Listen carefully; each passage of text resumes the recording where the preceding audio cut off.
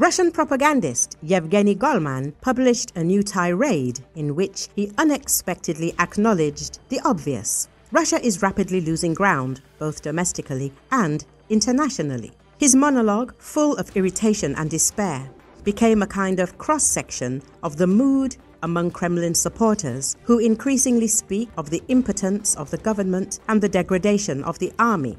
In his video, Golman complained about Moscow's loss of influence in neighboring states and that Central Asian countries are turning toward the United States.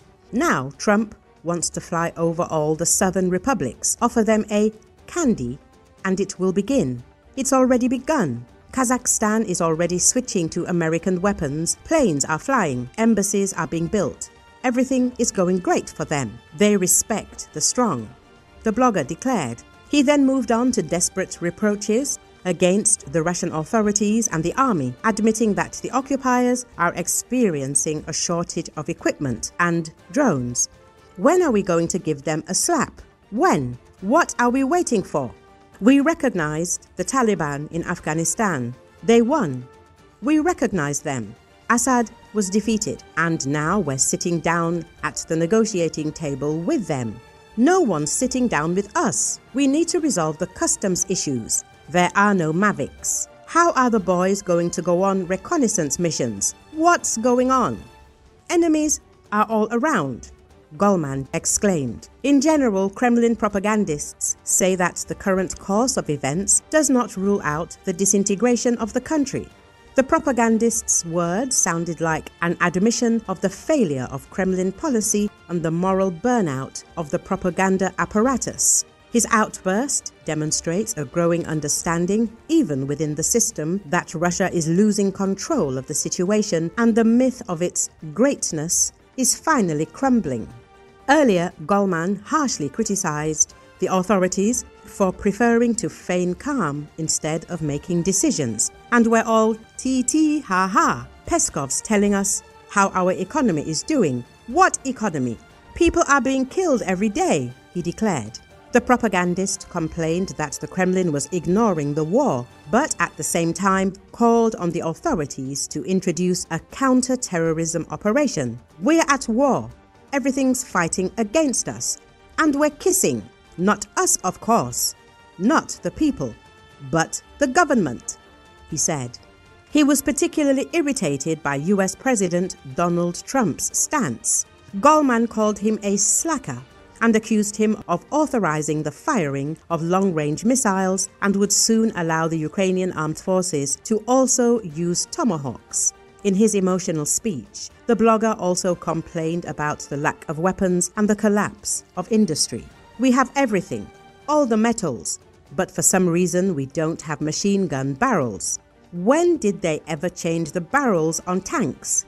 They forgot, he declared. The culmination was his admission of the massive losses of the Russian army at the front. 1,000 to 1,500 die a day, and they don't care. This figure sounds like a public confirmation of the catastrophic situation in the troops, which is usually carefully concealed by the Russian authorities. Golman's speech was yet another sign of the growing crisis of trust within the Russian propaganda field.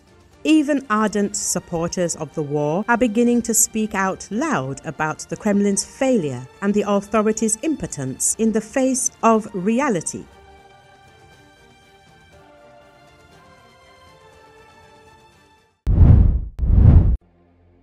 The UN Human Rights Chief said Friday that U.S. military strikes against boats in the Caribbean Sea and Eastern Pacific Ocean allegedly carrying illegal drugs from South America are unacceptable and must stop. According to Associated Press, the UN High Commissioner for Human Rights, Volker Turk, called for an investigation into the strikes, in what appeared to mark the first such condemnation of its kind from a United Nations organization. Ravina Shamdasani, a spokeswoman for Turk's office, relayed his message on Friday at a regular UN briefing. These attacks and their mounting human cost are unacceptable. The U.S. must halt such attacks and take all measures necessary to prevent the extrajudicial killing of people aboard these boats. She said Turk believed airstrikes by the United States of America on boats in the Caribbean and in the Pacific violate international human rights law. President Donald Trump has justified the attacks on the boats as escalation to stem the flow of drugs into the United States. But the campaign against drug cartels has been divisive among countries in the region. U.S. Defense Secretary Pete Hegseth on Wednesday announced the latest U.S. military strike in the campaign, against a boat he said was carrying drugs in the eastern Pacific Ocean. All 4 people aboard were killed. It was the 14th strike since the campaign began in early September, while the death toll has grown to at least 61. Shamdasani noted the U.S. explanations of the efforts as an anti-drug and counter-terrorism campaign, but said countries have long agreed that the fight against illicit drug trafficking is a matter governed by careful limits placed on the use of lethal force.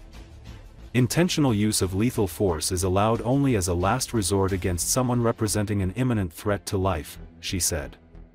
Otherwise, it would amount to a violation of the right of life and constitute extrajudicial killings. The strikes are taking place outside the context of armed conflict or active hostilities, Shamdasani said.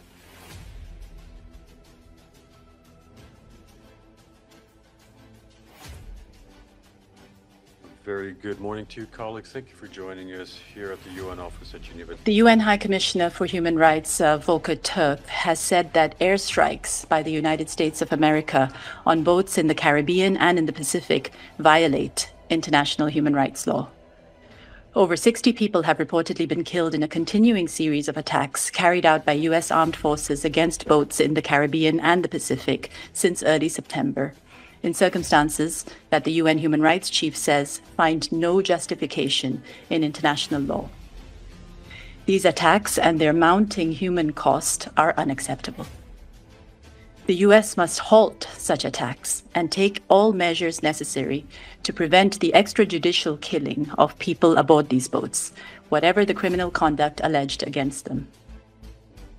The US has argued that these actions are part of a necessary anti-drug and counter-terrorism operation, and they amount to actions governed by international humanitarian law. But as has long been agreed among states, countering illicit trafficking of drugs across international borders is a law enforcement matter, governed by the careful limits that are placed on lethal force under international human rights law. Under international human rights law, the intentional use of lethal force is only permissible as a last resort against individuals who pose an imminent threat to life. Based on the very sparse information provided publicly by the US authorities, none of the individuals on the targeted boats appear to pose an imminent threat to the lives of others or otherwise justified the use of lethal armed force against them under international law. The High Commissioner calls for prompt, independent, and transparent investigations into these attacks. While recognizing the challenges involved in combating drug trafficking, the High Commissioner urges the U.S. government to adhere to international law, including as set out in counter-narcotics treaties to which the U.S. is party. Turk calls on the authorities to maintain use of well-established law enforcement methods to respond to alleged illicit trafficking, including through lawfully intercepting boats and detaining suspects under the applicable rules of criminal law. The United States should investigate and, if necessary, prosecute and punish individuals accused of serious crimes in accordance with the fundamental rule of law principles of due process and fair trial, for which the U.S. has long stood. The use of force by the United States against boats and individuals allegedly involved in illicit drug trafficking is governed by international human rights norms and standards that are applicable to the use of force and firearms by law enforcement officials. Therefore, the intentional use of lethal force is only permissible as a measure of last resort against an individual representing an imminent threat to life. Otherwise, it would amount to a violation of the right of life and constitute extrajudicial killings. Killings, are you saying that the killings...